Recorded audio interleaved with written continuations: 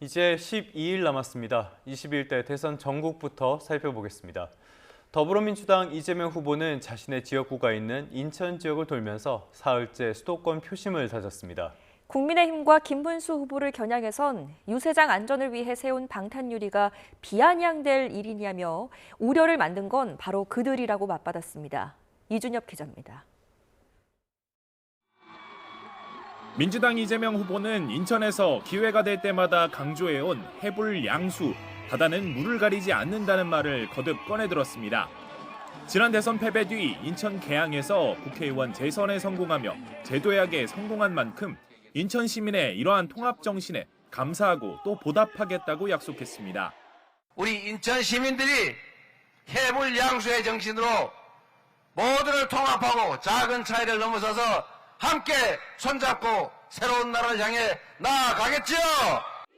인천 출신 최초의 대통령이 돼 출퇴근 교통 등 몸소 겪은 문제들을 꼼꼼히 챙기겠다고도 강조했습니다. 이재명 후보는 인천의 정신이 통합이라 강조하고 K경제의 글로벌 관문으로 도약시키겠다며 지지를 호소했습니다. 하루 전 자신은 방탄조끼가 필요 없다며 비난전을 펼친 국민의힘 김문수 후보를 향해선 그들이 이렇게 만든 것이라며 이게 비아냥거릴 일이냐고 응수했습니다. 인천 출신 정치인 조봉암의 사법살인을 거론하며 지금 이 순간에도 반란과 내란, 정적 제거 업무는 계속되고 있다고 목소리를 높였습니다. 이렇게 방탄유리를 설치하고 이렇게 경호원들이 경호하는 가운데 유세를 해야 되는 것이 이재명 그리고 민주당의 잘못입니까? 과거 김건희 여사 연루 사건을 수사했던 이창수 서울중앙지검장과 조상원 4차장 검사를 향해선 사퇴하더라도 책임은 여전하다고 경고했습니다. 현저하게 공정성을 훼손하고 정치적으로 편향된 검찰권 행사에 대해서는 사퇴를 하더라도 책임을 면할 수 없다라는 점을 좀 지적하고 싶습니다. 이 후보는 오늘 제주를 찾은 뒤 노무현 전 대통령 서거 16주기인 내일은 경남 김해 봉하마을을 방문할 예정입니다. YTN 이준엽입니다. 국민의힘 김문수 대선 후보는 논란이 된 자신의 헌법재판소 비판 발언에 대해 처음으로 사과했습니다. 김 후보는 사흘 연속 수도권 공략에 나섰는데 경기 북부 지역을 찾아 교통 개선과 경제 발전을 약속했습니다. 박정현 기자입니다. 지난주 김문수 후보는 박근혜, 윤석열 등 전직 대통령에 대한 연이은 만장일치 파면 결정을 봉산국가에서나 하는 일이라며 헌법재판소를 맹비난했습니다. 이에 헌재 판결을 불복하는 것 아니냐는 비판이 제기됐는데 나흘 만에 열린 토론회에서 관련 질문이 나오자 표현이 과격했다며 사과했습니다. 그 부분은 제 표현이 좀 격하고 과했는데 비판한 것은 잘못이라고 생각하고 저는 하여튼 일단 헌법재판소의 판결을 존중합니다.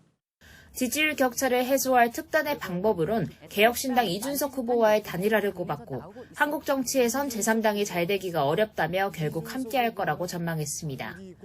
사흘 연속 수도권 유세를 이어간 김 후보, 오후에는 밀짚 모자를 눌러쓰고 직접 모내기에 나섰습니다. 청년 농업인들의 애로사항을 들으며 청년 일자리를 챙기는 행보도 빼놓지 않았습니다. 경기 북부 지역 유권자들을 상대로는 경기지사 재임 시절 업적을 강조한 맞춤형 표심 공략에 집중했습니다. 자신이 최초로 제안한 GTX를 완성해 교통 불편을 개선하고 접경 지역에 지정된 군사시설 보호나 그린벨트 등의 규제들을 풀어 경제를 살리겠다고 약속했습니다. 1시간 내로 어디든지 다 다닐 수 있게 이런 교통혁명을 이루어내는데 경기도 최고의 요지가 아직 남아있는데 저 땅에 좋은 기업들, 좋은 연구소가 방탄유리를 세운 민주당 이재명 후보를 겨냥해선 자신은 죄를 지은 것이 없어 경호원조차 필요 없다며 차라리 안전한 감옥으로 가라고 발언 수위를 끌어올렸습니다. 방탄조끼 없죠? 감옥에 앉아있으면 교도관들이 다 지켜주고 때 되면 밥도 딱딱 갖다 줘요. 김 후보는 오늘도 서울과 광명, 부천 등 수도권 지역 유권자들을 만나 바닥 민심 잡기에 집중할 계획입니다. YTN 박정현입니다. 이런 가운데 국민의힘이 개혁신당 이준석 후보를 향해 연일 단일화 러브콜을 보내고 있죠. 하지만 진척은 없습니다. 안철수 의원이 직접 찾아가기까지 했지만 이지 후보는 요지부동입니다. 범보수 진영 지지율 정체가 계속되면 압박 수위는 더 거세질 것이라는 관측도 나옵니다. 강민경 기자입니다. 대학생들과 점심을 먹고 있는 개혁신당 이준석 대선 후보 앞에 안철수 의원이 나타났습니다. 국민의힘 공동선거대책위원장으로서 김문수 후보와의 단일화를 설득하기 위해 이 후보 유세 현장의 모습을 드러낸 겁니다. 깜짝 회동의 분위기는 대체로 화기애애했습니다. 언론에 얘기가 많이 나오는 게 뭐 단일화니 이런 얘기다 보니까 제가 또 원래 단일화하면 연관 검색어가 또 안철수 대표님 아닙니까? 이에 안 의원은 조심스럽게 범보수 단일화의 필요성을 꺼냈지만 좀 진솔하게, 예. 솔직하게 조언을 좀 드리고 싶은 부분도 있고 해서 이 후보는 단일화는 없다는 뜻을 굽히지 않았습니다. 오히려 국민의힘 지도부와 대선 후보, 중진 의원까지 발벗고 나서는 상황에 불쾌감을 드러내기도 했습니다. 제가 이제 단일화 앵무새들이라고 계속 얘기하는데 저는 단일화에는 전혀 관심이 없고 개혁신당에선 친윤계가 차기 당권을 미끼로 이준석 후보를 회유하려 한다는 폭로도 나왔습니다. 대선 뒤 친한동훈계의 당권을 뺏기지 않기 위해 이 후보를 허수아비로 내세우려 한다는 주장인데 김문수 후보로의 단일화가 전제인 만큼 대응하지 않겠다는 입장입니다. 완주 의지를 다진 이 후보는 일강인 민주당 이재명 후보를 향한 공세에 더욱 집중했습니다. 이재명 후보가 성남시장 시절 설립을 추진했던 성남시 의료원을 찾아 운영 실태를 점검하는 등 저격수를 자처하는 모습입니다. 하지만 여러 여론조사에서 이준석 후보의 지지율은 한 자릿수대를 벗어나지 못하고 있습니다. 일단 이준석 후보 측은 독자적인 지지 기반을 더 다져간다는 방침이지만 투표용지 인쇄가 시작되는 오는 25일 전까지 보수 진영의 단일화 압박은 더 커지리란 관측이 나옵니다. YTN 강민경입니다.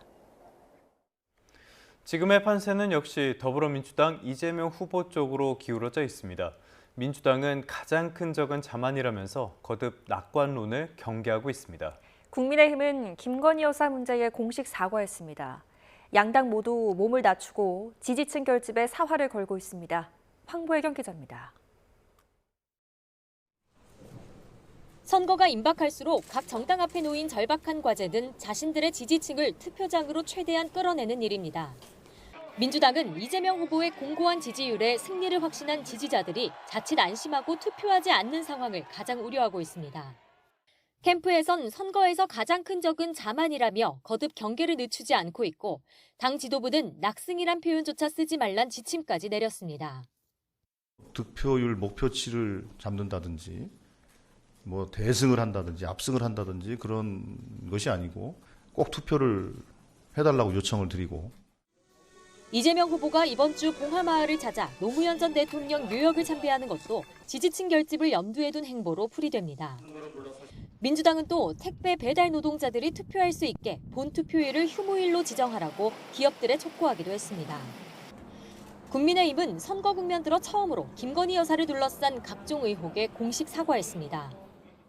국민의힘은 김건희 여사의 과거 행위에 대한 국민의 우려를 헤아리지 못한 점에 대해 국민 앞에 정중히 사과드립니다. 윤석열 전 대통령 부부와의 거리두기 없이는 민주당과의 지지율 격차를 좁히기 어렵단 당 안팎의 우려를 반영한 행보란 분석입니다. 비상계엄 사태 여파로 보수 정당 지지 의사를 숨긴 샤이 보수 유권자들이 변수가 되리란 전망도 나오는데 국민의힘은 이번 주 후반 지지층 결집이 본격화할 거로 기대했습니다. 지역구별로 하루 100명씩 유권자에게 전화로 접촉하는 등 막판 총력전에 돌입했습니다. 대선이 열흘 남짓 남은 가운데 민주당은 공세보다는 돌발 변수 차단을, 국민의힘은 반 이재명 정서 극대화를 전략으로 새 결집에 집중할 거로 보입니다. YTN 황보혜경입니다. 선거 전이 반환점에 이르면서 후보들의 전략에도 조금씩 변화가 감지됩니다. 발언이 선거 전 초반보다는 거칠어지는 모습인데요. 네거티브 공세가 과열될수록 돌발 변수가 될 수 있다는 관측도 나옵니다. 이종원 기자입니다. 조급함이 조금 더 느껴지는 건 국민의힘 김문수 후보입니다. 유세 중 더불어민주당 이재명 후보를 직접 겨냥한 날선 발언이 부쩍 늘었습니다. 이 도둑놈이 대법원장을 오히려 거꾸로 다 청문회하고 특검하면 여러분 이게 대한민국 민주주의 맞습니까? 이재명 후보의 대북관에 대해선 이렇게 표현했습니다. 이런 망언을 하는 자는 북한 김정은의 대변인 아닙니까 여러분? 선거전이 반환점을 앞두고 있지만 뾰족한 돌파구가 없다 보니 이재명 후보 직접 때리기에 나선 것으로 보입니다. 돌발적인 후보 배우자 토론 제안이나 이준석 개혁신당 후보를 향한 끊임없는 단일화 러브콜도 같은 맥락으로 해석됩니다. 앞서가는 민주당엔 몸조심, 말조심 경계령이 내려졌습니다. 그러나 이재명 후보 본인만큼은 사안에 따라 선택적 정면 돌파 의지가 강합니다. 특히 커피 원가 논란 등 자신의 설화와 관련한 대응에선 국민의힘을 향한 작심 발언을 이어가고 있습니다. 대통령 후보를 내고 이 나라 국가 살림을 맡겠다고 하는 이런 공적 집단이 집단적으로 그런 허위 사실을 조작해가지고 상대를 공격하고 범죄 행위를 하고 있어요. 이준석 후보 역시 최근 배우자 토론을 제안한 국민의힘 김용태 비대위원장을 향한 이 발언으로 젊은 꼰대 아니냐는 공격을 받았습니다. 어떻게 지금 2주도 안 남긴 시간 속에서 또 시간 낭비하겠다는 것을 전략으로 삼을 수 있겠습니까? 저는 김용태 위원장이 앞에 있었으면 저한테 엄청 혼났을 겁니다. 단일화 이슈를 제외하면 남은 선거전에서 특별한 변수를 찾기 어렵다는 분석이 많습니다. 그러나 거칠어진 후보들의 입을 통해 돌발 변수가 튀어나올 수 있다는 관측도 나오는데 특히 두 차례 남은 후보 TV 토론이 변곡점이 될 수 있다는 전망입니다. YTN 이종원입니다. 윤석열 정부 대통령실 출신인 김대남 전 행정관이 더불어민주당 중앙선거대책위원회 합류 의사를 밝혔다가 철회하고요. 국민의힘 김문수 대선 후보 지지를 선언했습니다. 김 전 행정관은 입장문을 내고 깊은 숙고 끝에 민주당 중앙선대위 참여 결정을 공식 철회한다고 밝혔습니다. 이어 자신은 국민 통합의 시대를 열고 자유민주주의의 가치를 지켜낼 지도자의 힘이 모이길 바란다면서 민주당 일각에서 나타난 국민 통합의 당리당략적이고 냉소적인 태도에 깊은 실망을 느꼈다고 전했습니다. 더불어민주당 이재명 대선 후보가 제시한 경제 순환론이 이른바 호텔 경제론으로 일컬어지면서 전국의 또 하나의 이슈로 떠올랐습니다. 국민의힘과 개혁신당의 집중 공세에 민주당은 시비 정치의 전형이라고 맞받았습니다. 구체적인 내용을 김다현 기자가 취재했습니다. 민주당 이재명 대선 후보는 지난 16일 전북 유세 현장에서 경제순환의 중요성을 강조하며 한 가지 예시를 들었습니다. 한 호텔 주인이 손님한테서 받은 예약금으로 식품 가게에서 외상값을 갚고 이 돈이 동네 상권에서 순환한다면 설령 손님이 예약을 취소해도 경제에 활기가 돈다는 내용입니다. 이 동네에 들어온 돈은 아무것도 없는데 그런데 동네에 어쨌든 거래가 쫙 일어난 거죠. 이게 경제죠. 앞서 2017년 대선 경선 때도 이 후보는 자신의 핵심 공약인 기본소득과 지역화폐를 설명하기 위해 비슷한 예를 들었습니다. 이에 개혁신당 이준석 후보는 호텔 경제론, 무한동력이라고 비꼬며 공세 소재로 삼았고 국민의힘도 노쇼 경제론이라며 기회를 놓치지 않았습니다. 돈이 돌기만 하면 경제가 성장할 수 있다는 것은 과거 사회주의 국가들이 내세웠던 유토피아입니다. 이재명 후보는 돈을 돌게 하면 같은 조건에서 경제가 더 나아진다는 말이었다고 반박했습니다. 진짜로 못 알아듣는 거예요? 못 알아듣는 척하는 거예요? 다른 사람도 못 알아들으라고 선동하는 거예요? 민주당 역시 전형적인 시비 정치라며 정책적 대안을 가지고 토론하자고 제안했는데 단어 하나 가지고 한 말꼬리 잡고 시비 거는 형태의 논쟁이 되고 있어서 매우 유감이다라는 말씀 먼저 드리겠습니다. 이준석 후보는 이렇게 응수했습니다. 못 알아들은 바보다 뭐 이런 식의 접근을 하는 거는 이건 굉장히 고압적이고 권위주의적인 그런 어떤 정치를 하려는 것이 아닌가라는 생각을 하게 됩니다. 이른바 호텔 경제론은 반박에 재반박을 거듭하며 논란이 커지는 분위기인데 어느 쪽 주장이 더 설득력이 있을진 국민 판단의 영역이란 지적도 나옵니다. YTN 김다현입니다. 다음 소식입니다. 최근에 흉기 난동 사건이 이어지고 있죠. 이런 가운데 어젯밤 인천의 한 아파트에서도 이웃 주민에게 흉기를 휘두른 60대 남성이 경찰에 붙잡히는 일이 있었습니다. 주민 3명이 다쳐 병원으로 옮겨졌는데 남성은 범행 직후 달아났다가 1시간 만에 체포됐습니다. 손효정 기자입니다. 모자와 우도시 피에 젖은 남성 한 명이 슈퍼마켓 안으로 들어옵니다. 직원에게 경찰 신고를 부탁하더니 바닥에 피를 흘리면서 가게를 빠져나갑니다. 같은 아파트에 사는 60대 남성 A씨가 휘두른 흉기에 다친 겁니다. 갑자기 오셔가지고 피 칼 맞으신 분이 빨리 전화기 좀 빌려달라고 전화기 빨리 빌려달라고 하셔서 경찰 부르라고 나 칼 맞았다고. A씨가 아파트 놀이터에서 함께 술을 마시던 이웃 주민들에게 흉기를 휘두른 건 어젯밤 9시쯤 70대 남성 한 명이 머리 등을 크게 다쳐 병원으로 옮겨졌고 60대 남녀 2명도 부상을 입고 치료를 받고 있습니다. 사건 발생 3시간여가 지났지만 현장엔 피해자들의 핏자국과 소지품이 그대로 남아 있습니다. A씨는 범행 직후 달아났는데 신고를 받고 출동한 경찰의 추적 끝에 1시간 만에 아파트 단지 안에서 붙잡혔습니다. 피해자들과는 평소 친분이 있었던 것으로 알려졌지만 당시 다툼이 있었다는 목격자의 진술도 나왔습니다. 씨한테 다들 몰아붙이니까 얘가 화가 나니까 슬금이 가더라고요. 나오더니 절로 앉은 사람 그냥 찍은 거예요, 막.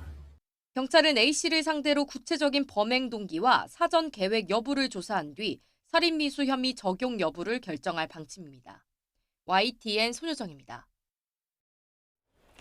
경기도 시흥에서 2명을 살해하고 2명을 다치게 한 혐의를 받는 차철남이 구속됐습니다.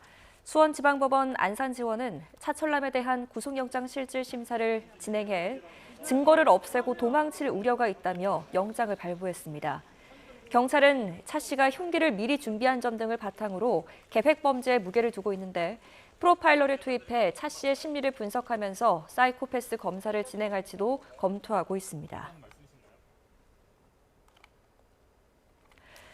네, 방금 속보가 들어왔습니다. 손흥민 선수가 뛰는 토트넘이 유로파리그 우승컵을 결국 들어올렸습니다. 토트넘은 스페인 빌바오 산 마메스 스타디움에서 열린 유로파리그 결승에서 맨체스터 유나이티드를 1대0으로 꺾었다는 소식이 들어왔습니다. 벤치에서 시작한 주장 손흥민 선수는 후반 21분 교체 투입되기도 했는데요. 손흥민 선수는 지난 2010년 독일 함부르크에서 데뷔한 이후 프로축구 첫 우승컵을 들어올렸습니다. 토트넘도 이번 우승으로 다음 시즌 챔피언스리그 출전권도 손에 넣을 수 있게 됐습니다. 자세한 소식은 들어온 대로 다시 한번 정리해서 전해드리도록 하겠습니다.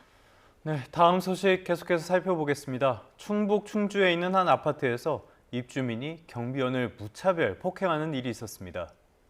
입주민 사이 갈등에 끼어들었다는 게 폭행 이유입니다. 김기수 기자입니다. 한 남성이 아파트 경비원에게 주먹을 휘두르고 발길질까지 합니다.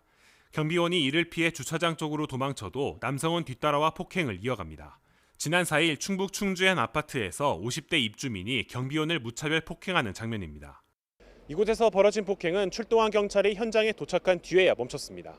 입주민 A씨는 다른 입주민과 갈등을 빚고 있었고 경비원이 이를 중재하던 중 폭행이 벌어졌습니다. 경찰은 A씨가 입주민 간 갈등에 경비원이 왜 간섭하느냐며 일방적으로 폭행한 것으로 파악했습니다. 주먹을 여기다 딱 쳐더라고.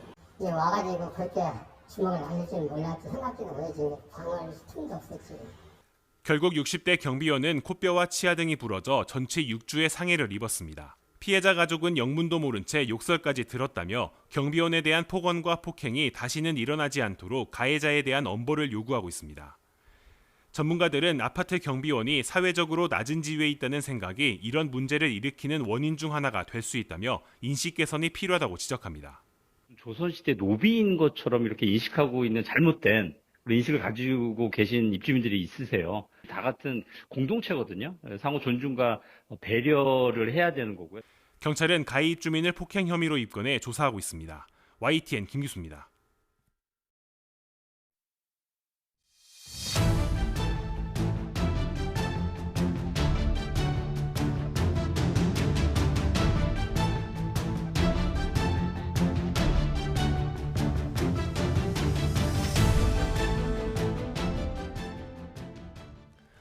윤석열 전 대통령이 파면 뒤 첫 공개 일정으로 부정선거 논란을 주장하는 영화를 관람했습니다.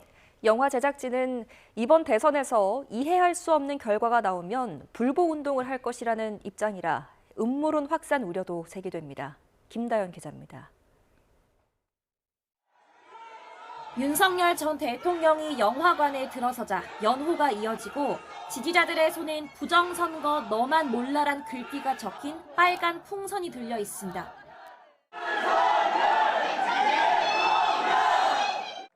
윤 전 대통령이 지난달 4일 파면된 지 47일 만에 택한 첫 공개 행보는 부정선거를 주제로 한 영화 관람이었습니다. 영화는 사전투표와 개표 시스템 조작 논란, 또 전산 개표 불신을 담고 있는데 전직 한국사 강사 전한길 씨와 이영돈 PD가 제작진으로 함께했습니다. 윤 전 대통령이 관람 요청에 흔쾌히 화답했고 그렇다고 대선을 고려한 행보는 아니라는 게 전 씨 설명입니다. 원래는 조용히 오셔가지고 이 영화를 보러 오는 2035 청년들에게 격려차 오늘 영화 보러 오신다고 저에게 통보해 왔습니다. 이 감독은 앞으로 사전투표를 없애고 수개표를 해야 한다고 거듭 강조하며 이번 대선 불복 가능성도 시사했습니다. 영화 포스터에 6월 3일 부정선거 확신한다는 문구가 크게 새겨진 것도 같은 맥락입니다. 통계적으로 이해할 수 없는 그건 뭐 한 2, 3일이면 나오거든요. 그런 결과가 나오면 불복운동을 할 것이라는 게 저희 입장입니다. 관객은 청년 세대가 눈에 띄게 많았는데 계엄 선포 장면이 나오자 객석에선 환호가, 탄핵 선고 땐 욕설이 터져나오기도 했습니다. 윤 전 대통령은 때때로 끄덕이며 영화에 공감하기도 했는데 대체로 담담한 표정을 유지했고 취재진 앞 별도 입장 표명은 없었습니다. 하지만 대선을 2주도 안 남긴 시점에서 부정선거 영화를 택한 건 그 자체로 메시지란 지적도 있습니다. 강성 지지층을 상대로 음모론 확산을 부추기는 대선 개입 의도 아니냐는 주장도 나옵니다. YTN 김다연입니다. 윤 전 대통령의 부정선거 영화 관람을 두고 국민의힘 내부 분위기는 어떨까요? 상대방 선거를 돕는 꼴이다. 지금은 자중해달라. 이런 볼멘 목소리가 터져나왔습니다. 공개 행보를 대선 개입으로 규정한 민주당은 윤 전 대통령이 있을 곳은 영화관이 아니라 감옥이라며 맹공을 퍼부었습니다. 계속해서 김철희 기자입니다. 임명 이후 줄곧 윤 전 대통령 자진 탈당을 요구했던 국민의힘 김용태 비상대책위원장. 윤 전 대통령은 당과 무관한 사람이라며 선을 그으면서도 부정선거 영화 관람이 부적절한 행동이었다고 지적했습니다. 저희 당하고는 이제는 관계가 없는 분이라고 제가 말씀을 드리겠습니다. 계엄에 대한 반성과 자중을 하셔야 할 때가 아닌가 생각이 듭니다.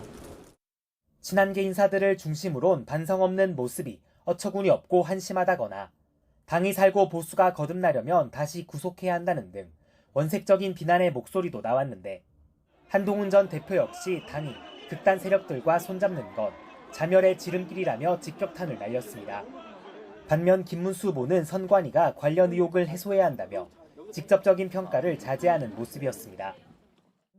선거관리위원회의 선거관리나 부정선거 의혹을 완전하게 일소할 수 있도록 최선을 다해서 노력을 하겠습니다. 민주당은 윤 전 대통령의 영화 관람을 대선 개입 시도로 규정하며 비판 수위를 끌어올렸습니다. 내란 우두머리 피의자는 영화관이 아닌 감옥으로 보내야 한다며 내란이 아직 끝나지 않았다고 날을 세웠습니다. 그 선거 시스템으로 본인이 선거에 이겼는데 부정선거라고 하면 어떻게 되는 겁니까? 잘 이해가 안 되네요. 윤 전 대통령 자진 탈당을 계기로 지지율 반전을 노리던 국민의힘은 이번 윤 전 대통령 행보가 행여 중도회원 확장에 악영향을 미치진 않을지 촉각을 곤두세우는 분위기입니다. YTN 김철입니다. 자, 어제는 대선 후보 경쟁력에 이어서 오늘은 전국 현안을 중심으로 YTN이 실시한 여론조사 결과 전해드리겠습니다. 조금 전에 보신 내용이랑 연관돼 있는 부분인데요. 먼저 윤 전 대통령의 국민의힘 탈당과 관련해서 의견을 물어봤습니다. 과반이 긍정적으로 평가했습니다. 그런데 그 방식이 자진 탈당이 아닌 국민의힘 차원의 제명이나 출당 조치였어야 한다는 의견도 많았던 것으로 나타났습니다. 임성재 기자입니다. 지난 17일 윤석열 전 대통령의 국민의힘 자진 탈당을 어떻게 생각하는지 물었습니다. 긍정적으로 본다가 전체 응답자의 56%로 부정적으로 본다는 답변 28%를 앞섰습니다. 긍정 답변이 우세한 경향은 지지 정당을 가리지 않았는데 특히 국민의힘 지지층에서 긍정 평가가 상대적으로 더 많았습니다. 이념 성향별로도 보수층이 중도층이나 진보층에 비해 윤 전 대통령의 탈당을 긍정적으로 봤습니다.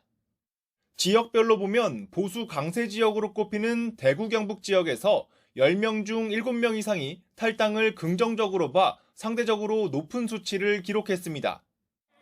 윤 전 대통령의 탈당이 국민의힘 대통령 후보인 김문수 후보 지지율엔 어떤 영향을 미칠 거로 예상하는지도 살펴봤습니다.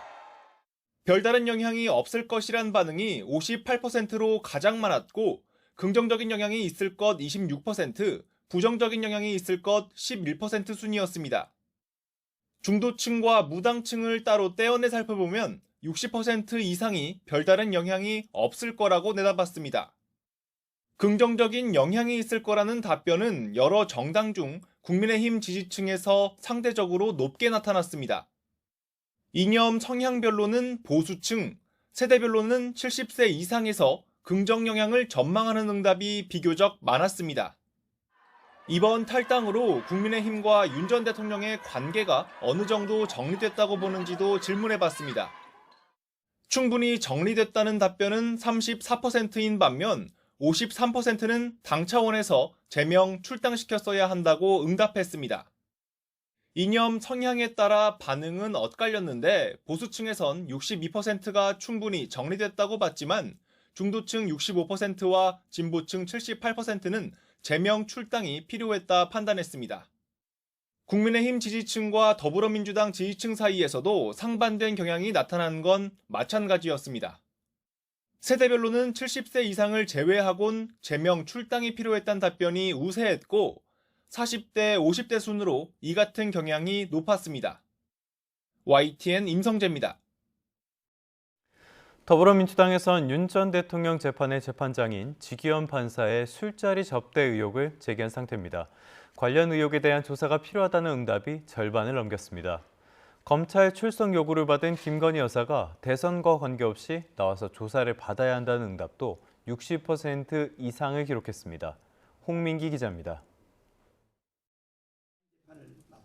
최근 민주당은 윤석열 전 대통령의 내란 우두머리 혐의 사건 재판을 맡은 서울중앙지법 지기현 부장판사의 술자리 접대 의혹을 제기했습니다. 지 부장판사는 의혹을 전면 부인했지만 민주당은 추가 증거라며 관련 사진을 공개하는 등 압박을 이어가고 있는데 이에 별도 조사가 필요하다고 생각하는지 물었습니다. 조사가 필요한 일이라고 본다는 응답이 58%로 사법부 흔들기라는 응답 32%보다 많았습니다. 민주당 지지자 가운데선 90% 가까이가 조사 필요성에 찬성했고 반대하는 응답은 7%에 불과했습니다.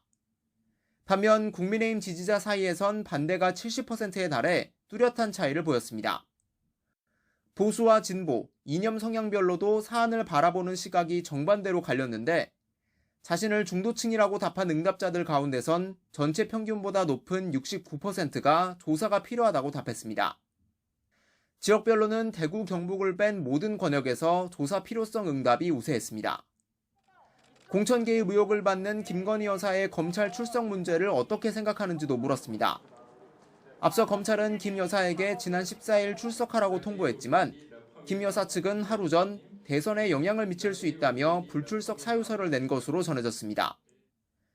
여론조사 결과 대선과 관계없이 김 여사가 검찰에 출석해야 한다는 답이 64%로 대선 이후로 출석을 연기해야 한다는 답보다 2배 넘게 많았습니다. 연령별로도 대체로 비슷한 답변 형태를 보였고 70대 이상에서도 검찰 출석을 요구하는 응답이 오차 범위 안에서 근소하게 앞섰습니다. 지역별로는 대구, 경북을 뺀 전 지역에서 출석해야 한다는 응답이 더 높게 나타났는데 비교적 보수 지지세가 강한 부산, 울산, 경남에서도 60%를 기록했습니다. 국민의힘 지지층에선 출석을 연기해야 한다는 답변이 66%였던 반면 민주당 지지층에선 정반대 응답이 90%였습니다. 중도층에서도 70% 넘게 김 여사가 검찰에 출석해야 한다고 답했습니다. 이번 조사는 YTN이 여론조사기관 엠브레인 퍼블릭에 의뢰해 지난 18일부터 이틀 동안 전국 유권자 1,001명을 대상으로 전화면접 방식으로 진행됐습니다. 표본 오차는 95% 신뢰 수준의 플러스 마이너스 3.1%포인트이고 전체 질문지를 포함한 자세한 사항은 중앙선거 여론조사 심의위원회 홈페이지를 참조하면 됩니다. YTN 홍민기입니다.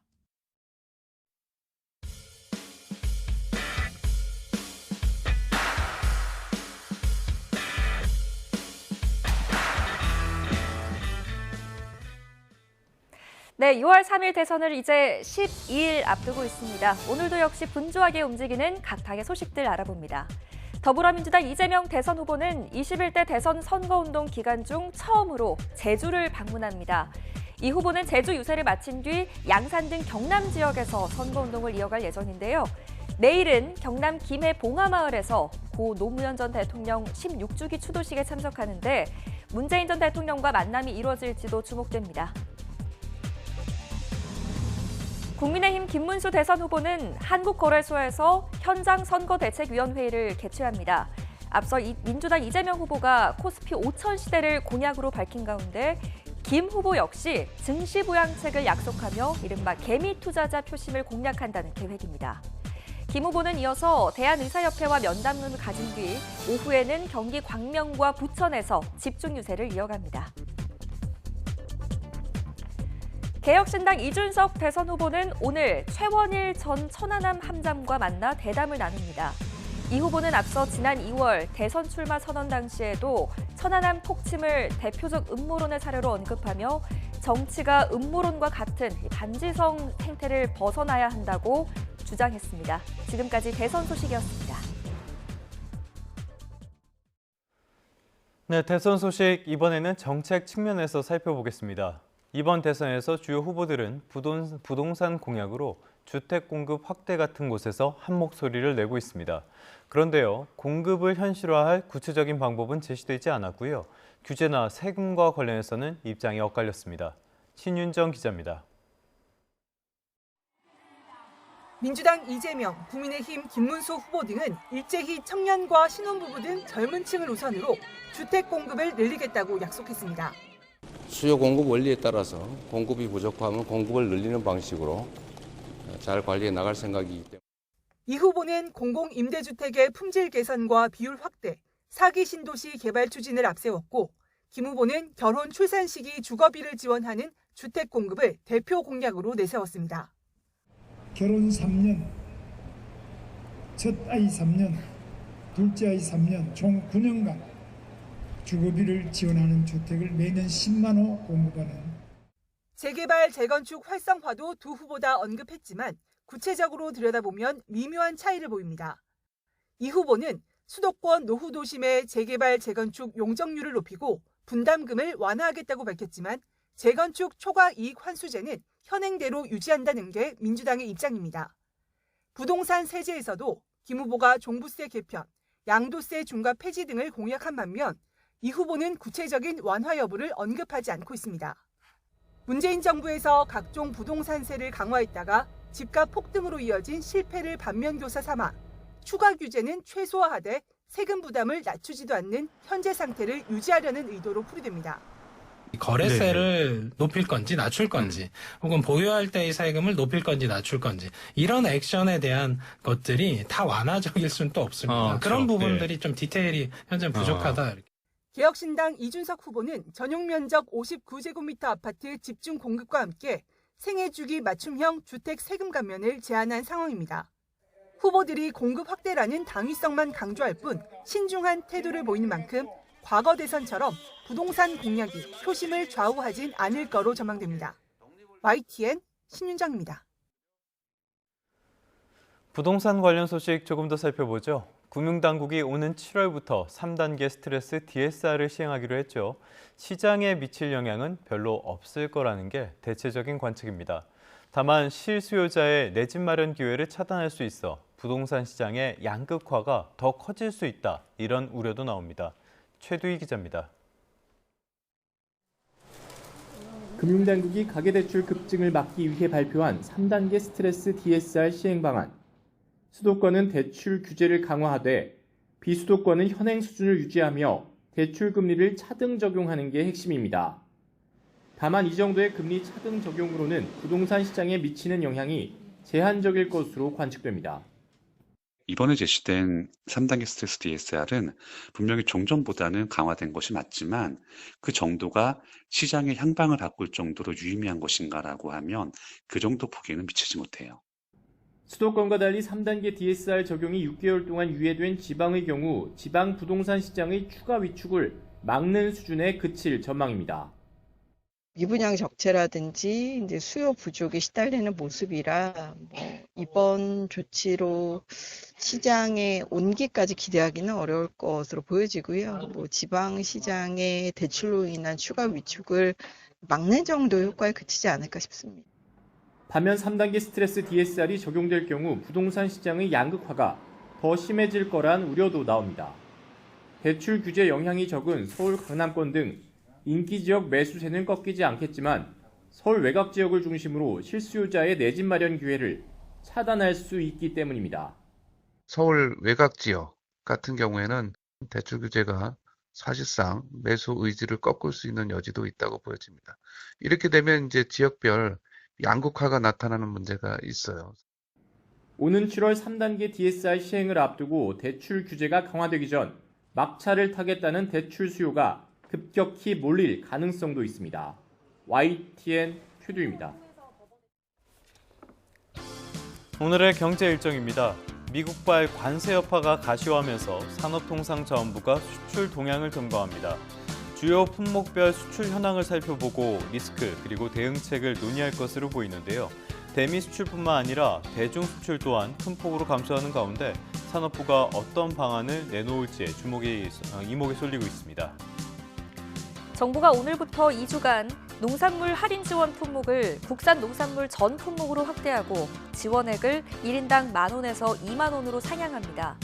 정부는 지난 물가관계 차관회의를 열어 장바구니 물가 부담을 낮추기 위해 추가 경정 예산을 활용해 농산물 할인 지원을 확대하기로 했습니다.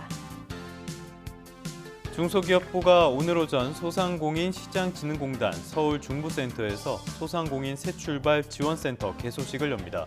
이 소상공인 새출발 지원센터는 채무연체로 고통을 받는 소상공인들의 채무 조정을 지원하는 역할을 맡게 되고요. 개소식 뒤에는 간담회도 열릴 예정입니다. 트럼프 관세의 여파로 미국 소비 심리가 약해지면서 대형 유통업체인 타깃이 부진한 실적을 발표했습니다. 반면 가성비를 내세운 할인 유통 매장 실적은 호조를 보였습니다. 뉴욕에서 이승윤 특파원입니다. 의류와 생활용품 등을 주로 파는 미국의 대형 유통업체인 타겟.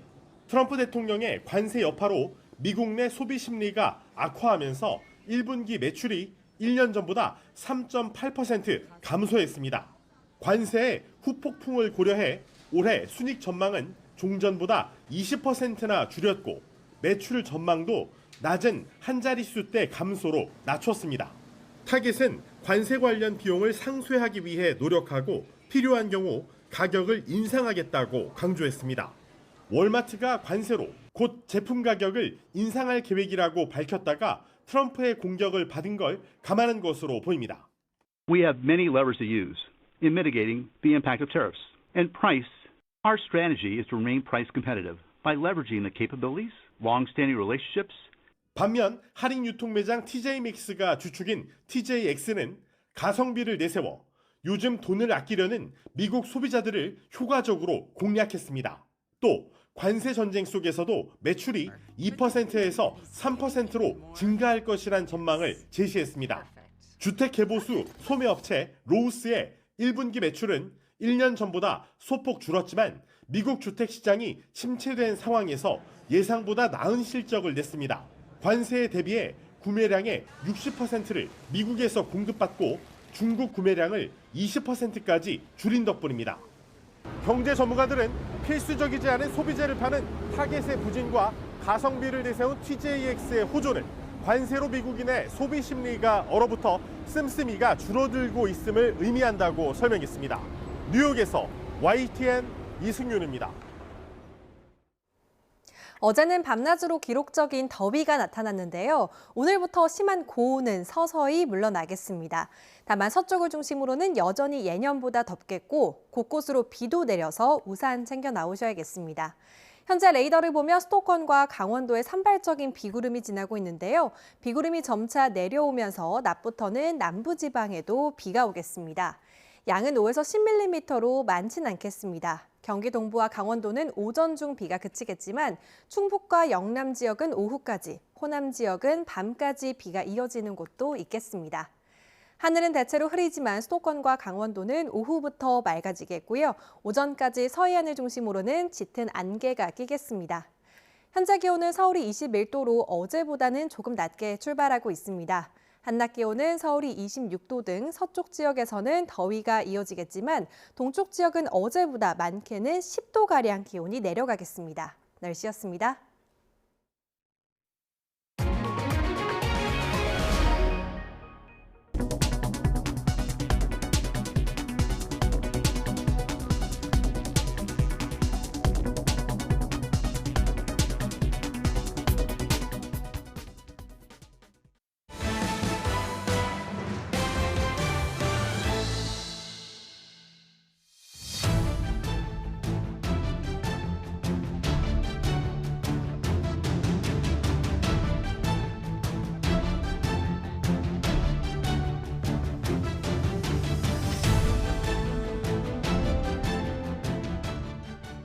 다음 소식입니다. 윤 전 대통령 부인인 김건희 여사 도이치모터스 주가 조작 연루 의혹을 재수사하는 검찰이 김 여사의 휴대전화를 확보했습니다. 주가 조작 의혹과 관련해 김 여사에 대한 강제 수사가 이뤄진 건 이번이 처음입니다. 박기환 기자의 보도입니다. 서울고등검찰청 도이치모터스 주가 조작 의혹 재수사팀이 김건희 여사 휴대전화에 압수수색 영장을 집행했습니다. 서울 남부지검이 건진법사 의혹과 관련해 이미 확보하고 있던 휴대전화를 넘겨받은 겁니다. 주가 조작 의혹으로 김 여사에 대한 강제 수사가 이뤄진 건 이번이 처음입니다. 앞서 서울중앙지검은 김 여사가 도이치모터스 주가 조작 범행에 돈을 대는 전주 역할을 했다는 의혹을 두고 4년 넘게 수사한 뒤 지난해 10월 불기소 처분했습니다. 하지만 김 여사를 대상으로 한 차례의 강제 수사도 하지 않는 등 연루 의혹 규명에 소극적이었다는 지적이 이어졌고 지난달 재수사가 결정됐습니다. 재수사팀은 일단 김 여사의 휴대전화를 분석해 주가 조작 가담 여부 등 정황을 확인할 것으로 보입니다. 하지만 앞서 서울 남부지검이 휴대전화 비밀번호를 풀지 못한 것으로 알려진 데다 10년도 더 된 주가 조작 당시 정황이 얼마나 남아있을지는 미지수입니다. 검찰은 이후 유죄를 확정받은 권오수 전 도이치모터스 회장과 당시 주가 조작 선수 등을 불러 김 여사의 연루 여부 등을 추궁할 것으로 전망됩니다. YTN 박견입니다. 건진법사 전성배 씨의 김건희 여사 청탁 의혹을 수사하고 있는 검찰이 샤넬의 고가 가방 2개가 김 여사 최측근에게 전달된 증거를 확보한 것으로 확인됐습니다. YTN 취재 결과 검찰은 최근 샤넬 코리아 압수수색을 통해 통일교 전 고위 간부 윤모 씨 측이 적어도 샤넬 가방 2개를 구입해 전성배 씨에게 전달한 정황을 입수한 것으로 파악됐습니다. 또 이후 김건희 여사 최측근인 수행비서 유모 씨가 전 씨에게 전달됐던 샤넬 가방 2개를 다른 가방 등으로 교환한 것으로 드러났습니다. 심우정 검찰총장은 검찰 고위직의 동반 사의에 대해서 흔들림 없이 역할을 수행하겠다고 밝혔습니다. 당사자들은 건강상의 이유 등을 들었지만 사의를 표명한 배경을 두고는 해석이 분분합니다. 김영수 기자입니다. 검찰 고위직이 함께 사의를 표명한 다음 날 심우정 검찰총장이 출근길에 취재진 앞에 섰습니다. 검찰은 어떠한 경우에도 흔들림 없이 역할을 수행할 것이고 또 총장으로서 그렇게 일선을 지휘하겠습니다. 사직이 뒤따르는 걸 포함해 자칫 뒤숭숭해질 수 있는 조직을 다잡으려는 의도로 보입니다. 최대 규모 검찰청의 지검장과 특별수사를 지휘하는 4차장의 갑작스러운 사의 표명인 만큼 내부적으로 파장을 우려하는 분위기도 있습니다. 민주당 주도의 탄핵소추로 직무가 정지됐다가 복귀한 검사들이 대선을 코앞에 두고 자리를 내려놓기로 했다는 점에서 그 배경에도 관심이 쏠립니다. 이창수 지검장은 탄핵소추로 몸도 마음도 지친 상태라고 했지만 대선 결과에 따라 생길 수 있는 불이익을 우려했다는 해석이 나옵니다. 보복성 인사부터 법무부 감찰, 더 나아가서는 특검 수사까지 고려했을 거라는 분석입니다. 실제로 도이치모터스 주가 조작 사건을 제대로 수사하지 않아서 김건희 여사를 무혐의 처분했다는 게 이 지검장과 조상원 4차장의 탄핵소추 사유 가운데 하나였습니다. 두 사람의 퇴직 예정일은 21대 대통령 선거일 하루 전인 다음 달 2일인 것으로 알려졌는데 당분간 주요 사건 수사와 공소 유지에 차질이 불가피해 보입니다. YTN 김영수입니다. 축구선수 손흥민을 협박해 돈을 뜯어낸 혐의로 남녀 일당이 구속됐죠. 그런데 이 과정에서 엉뚱한 사람이 가해 여성으로 몰려서 고통을 호소하는 일이 있었습니다. 이렇게 사회적으로 큰 이슈가 발생할 때마다 이른바 신상털기가 반복되는 이유가 대체 뭔지 김승환 기자가 취재했습니다. 손흥민 선수의 전 여자친구 양모 씨로 지목된 여성의 SNS 게시글입니다. 인터넷 커뮤니티의 한 누리꾼이 이 여성의 SNS 사진과 조롱 섞인 글을 올리자 강경 대응에 나선 겁니다. 법률 대리인은 이 여성이 손흥민 선수와 만난 적도 없다면서 심각한 고통을 겪어 고소 절차에 착수했다고 밝혔습니다. 누군가의 개인정보를 무단으로 인터넷에 올리는 신상털기는 어제 오늘 일이 아닙니다. 여자친구를 흉기로 찔러 숨지게 한 의대생의 경우 SNS 계정을 통해 본인뿐 아니라 피해 여성 사진까지 퍼졌고 의정 갈등 속 동맹휴학에서 이탈한 의대생 리스트가 익명의 의사 커뮤니티 등을 통해 유포된 적도 있습니다. 타인의 신상을 쉽게 파악할 수 있는 디지털 환경, 사적 체제를 정의 실현으로 생각하는 왜곡된 인식, 이를 부추기는 말초적인 관음증까지 더해진 셈입니다. 범죄 유발적 온라인 환경, 즉 신상털기를 우호적으로 인식하는 온라인 커뮤니티에 노출될 경우 신상털기 의향을 증가시킨다는 최근 연구 결과도 있습니다. 처벌될 가능성이 매우 높으며 게시자의 아이디나 IP 등을 통하여 가해자 특정이 가능합니다. 따라서 신상털기의 행동은 범죄에 해당할 수 있음을 인식하고 커뮤니티나 SNS 글을 실시간으로 퍼나르며 선정성을 쫓는 흥미 위주의 언론 보도 역시 개선돼야 한다는 지적입니다. YTN 김승환입니다.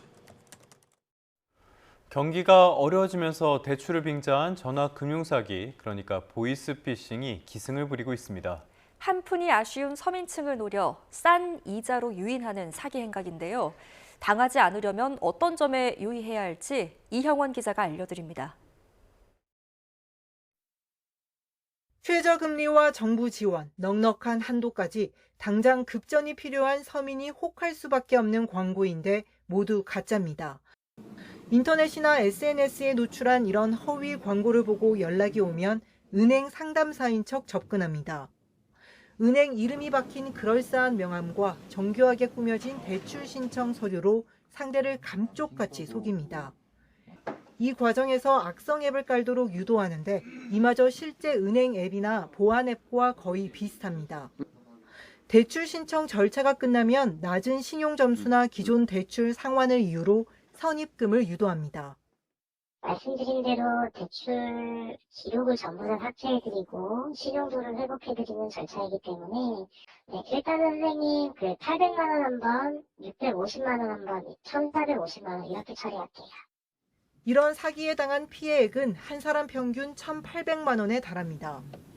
경기 침체로 관련 피해가 급증하고 있는 건데 올해 1분기에만 1,900명 가까이 당했습니다.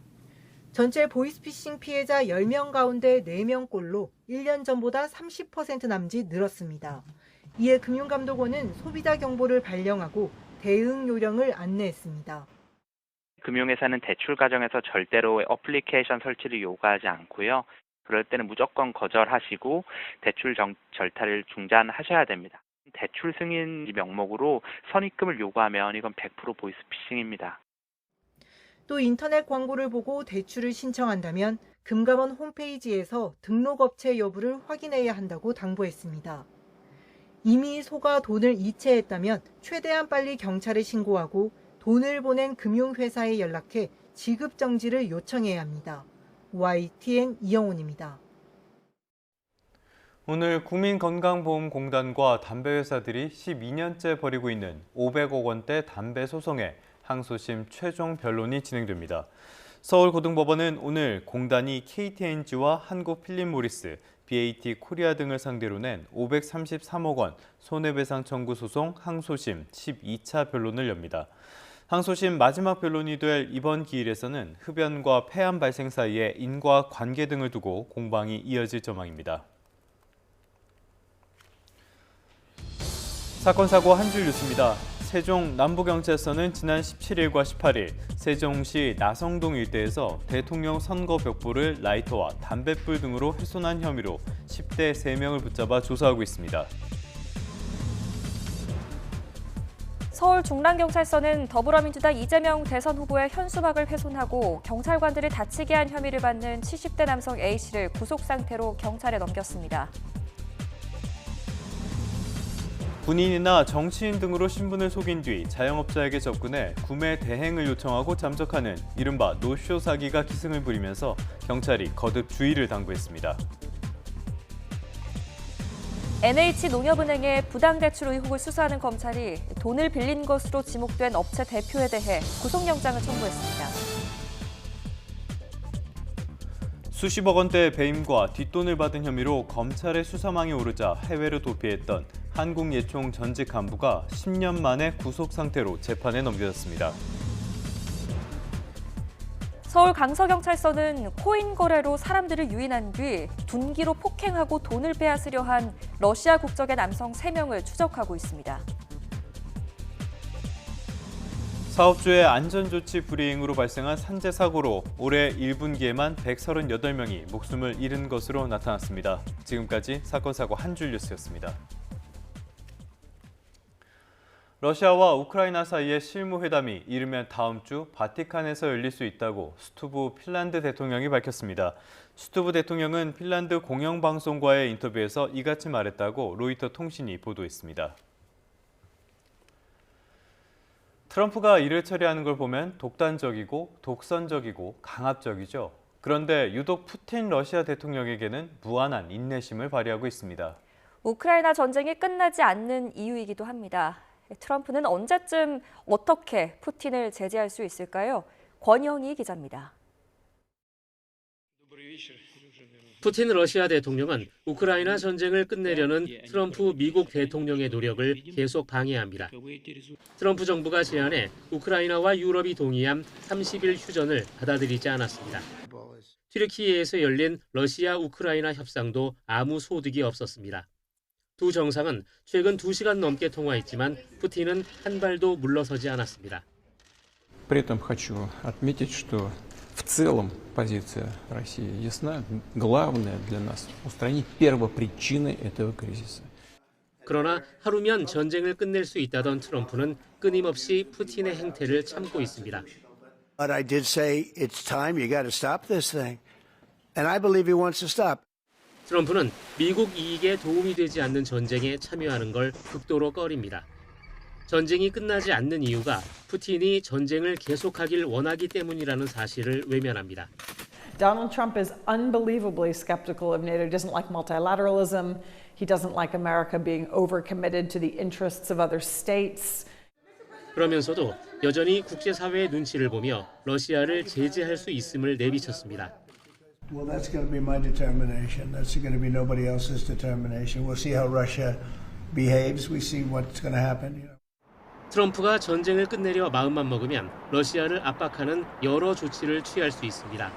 유럽이 동결된 러시아 자산을 우크라이나에 제공하도록 할 수 있습니다.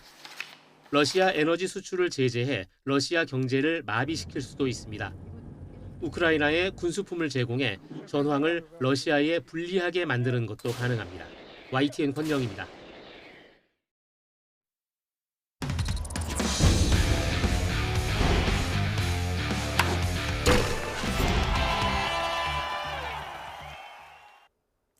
프로야구 SSG가 선발 앤더슨의 호투와 짜임새 있는 타선을 앞세워 두산을 꺾고 4연승을 달렸습니다. 투타의 균형이 무너진 두산은 5연패에 빠졌습니다. 이경재 기자입니다. SSG는 2회 투아웃 이후 연속 볼넷으로 찬스를 잡았습니다. 정준재의 적시타로 다시 두산은 1-3루. 기습적인 더블 스틸로 다시 한 점을 달아났습니다. 두산은 배터리가 흔들린 데 이어 1루수 양석환이 공을 놓쳐 주지 않아도 될 점수를 또 헌납했습니다. 두산은 5회 선발 최민석을 내리고 불펜을 일찍 가동했지만 SSG 타선은 박정수와 박신지를 물고 늘어져 넉 점을 더 도망갔습니다. 그동안 타선의 지원이 부족해서 승리운이 없었던 앤더슨은 6회까지 두산 타선을 무실점으로 막고 시즌 4번째 승리를 맛봤습니다. 9대1로 승리한 SSG가 4연승. 최근 투타의 균형이 깨지고 수비까지 불안한 두산은 5연패 수렁에 빠졌습니다. 좀 좋지 않았는데 좀 그래도 안타 3개 치고 출루할 수 있어서 좋았던 것 같습니다. 주전으로 나가고 있는 어린 선수들이 잘 해주고 있어가지고 좀 연승하는 데 도움을 많이 주는 것 같습니다.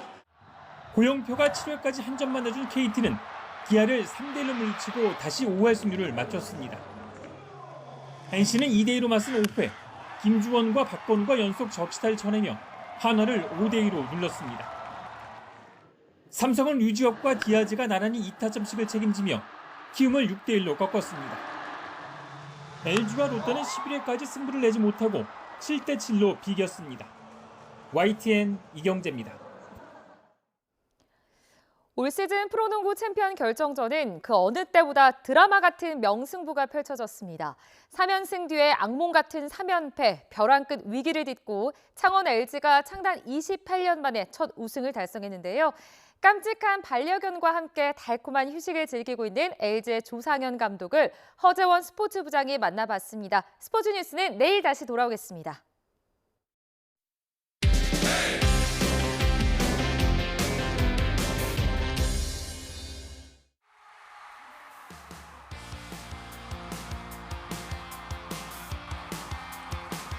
원 없이 울었던 것 같아요. 끝나고도 울고 혼자 방에 가서도 울고 또 와이프랑 통화하면서도 울고. 지금도 믿기 힘든 우승의 순간. 조상현 감독은 8연패 수렁에 빠지며 9위까지 추락했던 시즌 초반의 기억을 가장 먼저 떠올렸습니다. 이렇게 막 지나가더라고요. 네, 그래서 감정적으로 너무 힘들었던 시간인데 그거를 다 이겨내준 우리 선수들이 너무 고맙고 지금도 생각하면 좀 울컥해요. 제가 이런 사랑을 제가 받아도 되는 건지. 양준석과 유기상, 아시아 쿼터로 활약한 필리핀 선수 타마요까지 LG 우승의 주축 역할을 해낸 2001년생 젊은 선수들과의 소통을 위해 50대에 접어든 감독은 항상 원칙을 강조합니다. 그렇게 MZ들이 좋아할 것 같은 스타일은 아니거든요. 그렇죠. 워낙 고지식하고 원칙도 잘 따지고 하는데 결국은 코트 안에서의 존중이라고 저는 생각을 해요. 선수들한테 항상 강조하는 거는 24시간 중에 나한테 2시간만 집중 좀 해줬으면 좋겠다. 주위에서 걱정할 정도로 오로지 농구에만 몰입하는 조상현 감독에게 세상 둘도 없는 반려견 조던은 모든 시름을 잊게 해주는 존재입니다. 무조건 서울 와서 강아지하고 운동장 가서 산책도 하고 맛있는 것도 먹고 리프레시하고 또 내려가서 약간 농구에 대해서 잊게 해줘요. 감독님에게 조던이는 어떤 존재인가요? 전부지 전부. 우승의 감격이 채 가시지도 않았지만 창원 LG 역사의 한 페이지를 쓴 조상현 감독은 다시 다음 시즌 그리고 더 먼 미래를 바라보고 있습니다. 좋은 팀을 가진 문화, 가진 팀 뭐 이런 것들을 만들어가면서 항상 강팀에서 플레이오프에 도전하고 대권에 도전할 수 있는 그런 팀을 조금 만들고 싶은 목표가 있습니다. YTN 허정원입니다. 최근에 뉴욕 증시는 트럼프 임기 초반의 관세 충격을 이겨내고 어느 정도는 제자리를 찾았죠. 하지만 최근 들어서는 분위기가 또 조금 달라졌습니다. 간밤에는 3대 지수 모두 대폭 조정을 받았습니다. 다우는 2% 가까이, S&P 500과 나스닥도 1%대 하락했습니다.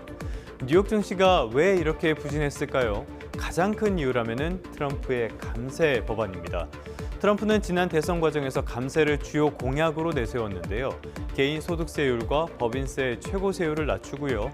자녀 세액공제를 확대하고 팁과 초과근무 수당에 대한 소득세 면제 같은 많은 내용들을 담고 있습니다. 규모도 대단히 큰데요.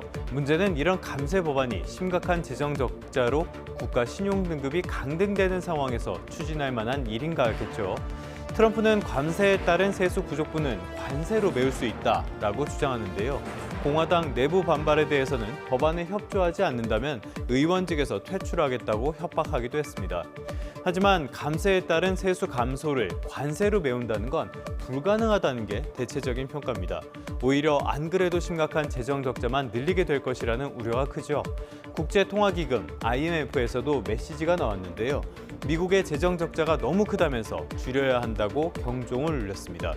이런 우려는 경고로만 끝나는 게 아닙니다. 시장에도 직접 영향을 미치게 됩니다. 감세 정책으로 재정 적자가 커진다면 그만큼을 메우기 위해서 채권을 더 발행할 수밖에 없고요. 물량이 늘어나면 자연스럽게 가격은 하락하게 됩니다. 국채 가격과 금리는 반대로 움직이니까 국채 금리는 치솟게 되는데요. 이게 미리 반영되겠죠. 간밤에도 미국 국채 금리가 불안한 모습을 보였습니다. 여기에 기름을 부은 게 160억 달러 규모로 진행한 20년 만기 국채 입찰이었습니다. 무디스의 신용등급 강등 뒤 첫 입찰이라 더욱 관심을 끌었는데요. 수익률이 치솟아 5%를 넘어섰습니다. 입찰에 많은 사람들이 참여했다면 수익률이 낮았겠죠. 국채 수요가 부진했고 금리는 치솟고 여기에 관세 정책 같은 불확실성까지 있다는 점이 시장의 불안감을 키운 셈입니다. 간밤에 주요 종목의 주가는 대체로 부진했는데요. 그중에서도 타깃을 살펴보겠습니다. 미국의 유명한 할인 매장 기업인데요. 미국에서는 대로변에서 자주 볼 수 있는 매장이기도 합니다. 이 회사가 실적을 발표하면서 올해 실적 전망치를 기존 전망보다 20%나 낮춰 잡았습니다. 악재죠. 주가는 5% 넘게 빠졌습니다.